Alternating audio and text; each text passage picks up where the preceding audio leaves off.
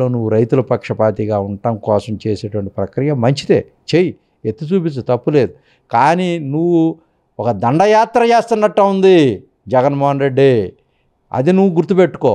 దండయాత్ర అనేది కనుక చేస్తా మొదలు పెడితే తెలుగుదేశం పార్టీ కూడా ఏమీ గాజులు దొడుక్కునేవి లేదు. నువ్వు వ్యక్తిగతంగా దూషణలు చేస్తూ పార్టీ మీద బురద చల్లాలనుకుంటే బురద కడుక్కోవటం మాకు చేతవు, కలబట్టం మా చేతవు, నిలబట్టం మా చేతవు, బుల్డోజ్ చేయటం మాకు చేతవు, తొక్కుతాం, నొక్కుతాం, నారా తీస్తాం, రాజకీయంగా నేను భూస్థాపితం చేస్తాం.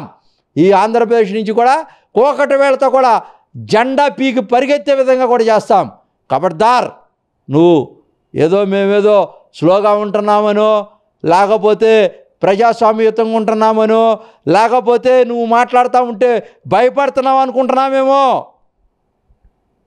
ఏదో నువ్వు ఉరివిరిని చూస్తేనో లేకపోతేనో ఏదో రెచ్చగొట్టే ద్వారంలో ఉంటేనో ఈ కుర్రోళ్ళంతా కూడా రెచ్చిపోతున్నారని వాళ్ళు చూసుకొని నువ్వు రెచ్చిపోతున్నావేమో. పెయిడ్ ఆర్టిస్టులు అన్ని చోట్ల ఉన్నారు నీకు, వాళ్ళందరినీ పిలిపించుకుంటే మేమేమి బిర్యానీ పొట్లాలు ఇవ్వట్లేదు, లేకపోతే మందులు ఇవ్వట్లేదు, లేకపోతే నీకులాగా ప్రలోభ పెట్టట్లేదు.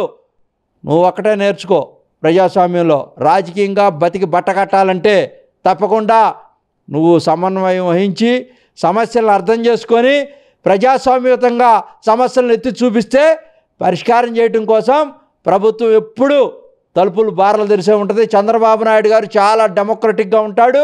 చంద్రబాబు నాయుడు గారు ఈ ప్రజాస్వామ్యంలో భారతదేశంలో నీలాగా క్రిమినల్ని రెచ్చగొట్టడు.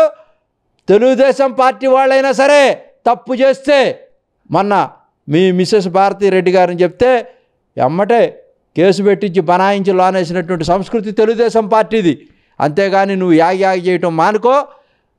బంగారుపాళ్యంలో నువ్వు చేస్తున్నటువంటి తోతాపూరి బ్యాచ్, మీరంతా తోతాపూరి బ్యాచ్ అంటే తెలుసు కదా, మామిడికాయల పంట అంతా అయిపోగా చివర వచ్చేటువంటి కుక్కమూతి పిందులు అవి. అట్లా మీరు తయారయ్యారు, అయారాంగాళ్ళలాగా. ఈ శవ రాజకీయాలు పోయి నీకు ఇప్పుడు మామిడికాయల రాజకీయాలు పట్టుకున్నాయి. మీరు తోతాపూరి బ్యాచ్, ఇక నోరు మూసుకుంటే మంచిది. ప్రజలందరూ కూడా హర్షిస్తారు.